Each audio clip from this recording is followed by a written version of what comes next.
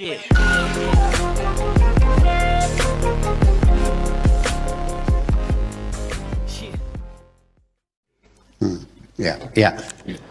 Selanjutnya pertanyaan terakhir ini begini, saya kan dulu pernah mengusulkan kepada Bapak Menteri Agama dulu waktu kita masih sering bersama, Pak Menarus Syadali dulu, saya mengatakan bahwa ini Quran terjemahan Depak itu perlu direvisi, diperbaiki lagi karena ada beberapa kesalahan.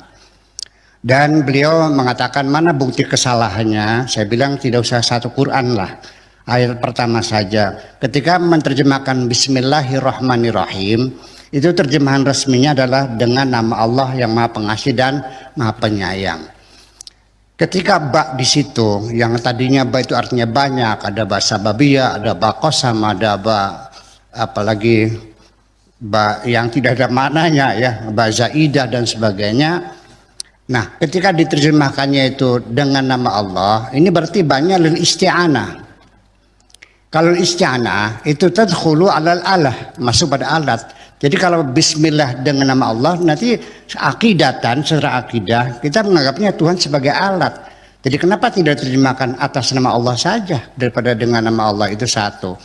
Kemudian juga ada beberapa ayat Al-Quran, ini bukan kesalahan, seperti hatta yalijal jamalu summal khiyam. Ya. Nah, itu al-jamal itu di At-Tabari disebutkan zaujul naqah, artinya onta. Sebetulnya ini tidak matching antara onta dengan lubang jarum. Sesuatu yang tidak mungkin terjadi, diibaratkannya seperti onta masuk lubang jarum. Kalau kita sesuatu yang mustahil terjadi seperti menunggu kuda bertanduk. Ini antara lubang jarum dan onta nggak masuk, nggak matching. Jadi dalam bahasa Arab itu kalau kecil namanya khaitun, kalau besar ini namanya hablun, kalau sebesar ini buat nali kapal itu namanya jamalun. Jadi yang matching itu tambang, tidak mungkin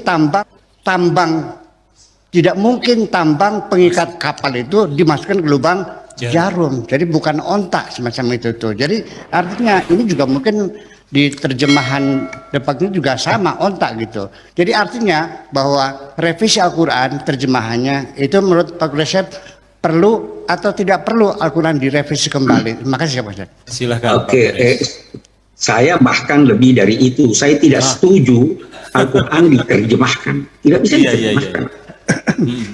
Yang diterjemahkan itu, yang dijelaskan itu maknanya. Karena terlalu bahasa Indonesia adalah bahasa yang miskin. Ya, bahasa Jawa itu jauh lebih kaya dari bahasa Indonesia. Bahasa Arab sangat kaya. Ada berkata sementara orang ada 12 juta kosakata bahasa Arab. Bahasa Perancis itu hanya 6 juta. Bahasa Indonesia tidak tahu berapa. Jadi bagaimana aneka kata yang terdapat dalam Al-Quran ini bisa dialih bahasakan ke bahasa Indonesia? Tidak bisa. Jadi kita menerjemahkan dalam arti menjelaskan maksudnya. Jadi itu, dan itu sebenarnya dilakukan oleh Departemen Agama sejak sekian tahun. Sampai sekarang saya masih terlibat dan pusat studi Al-Quran yang ada di Jakarta itu, di mana saya juga terlibat di sana, itu sampai sekarang masih terus terlibat dalam usaha untuk memperbaiki sebisa mungkin apa yang tercantum dalam terjemahan Departemen Agama. Tapi apa yang kita lakukan itu masih perlu terus dari saat ke saat ditinjau. Jadi tidak ada terjemahan Al-Quran. Itu tidak bisa terjemahkan.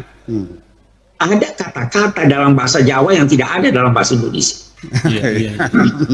Ya kan? Karena bahasa Jawa sangat kaya. Saya tidak tahu apa bahasa Indonesianya miris.